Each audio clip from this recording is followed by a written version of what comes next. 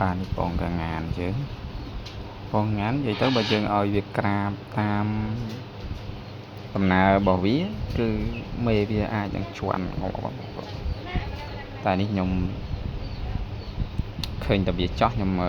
យកវាមកបកខ្ញុំមកបកកលឹងជុំវិញចឹងទៅហើយគាត់វាបកកលឹងជុំវិញហើយយើងត្រូវ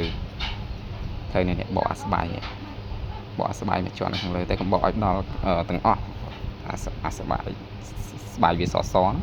ស្បកវាសហ្នឹងយើងបកវាមកជុំទៀតមកហើយនេះខ្ញុំថតម្នាក់ឯងរឿងប្របានទៀតបកអាហ្នឹងឲ្យកលឹងមកជុំធ្វើម៉េចកុំឲ្យទៅដល់សាច់ក្នុងរបស់វាចេញឈាមតែចេញឈាមវាអាចនឹងរាងអន់បន្តិចហើយវារាងញាស់យឺតហើយនេះពេលដែលបកចឹងហើយយើងយកវាទៅដាក់ក្នុងទូភ្ញាស់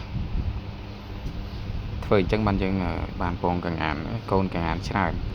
បើសិនជាយើងឲ្យវាញាស់តាមធម្មជាតិគឺមេវាកិនហើយ7 8គ្រាប់គឺដឹងតែសល់តែ2គ្រាប់3គ្រាប់អីទេហើយនេះយើងដាក់វាអញ្ចឹងទៅហើយបន្ទាប់ពីប្រហែលជា2ម៉ោងបងប្អូនប្រហែលជាតែ2ម៉ោងអីទេគឺវាបក2ទៅ3ម៉ោងគឺវាលឿនវាញាស់លឿនបើយើងទុកឲ្យវាបើយើងអត់បកទេវាញាស់យូរវាអត់ងាយនេះអាចស្ងួតពួកអីនៅក្នុងនោះវារៀងមានកម្ដៅ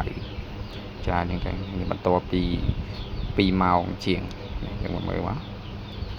វាញាស់រួចហើយ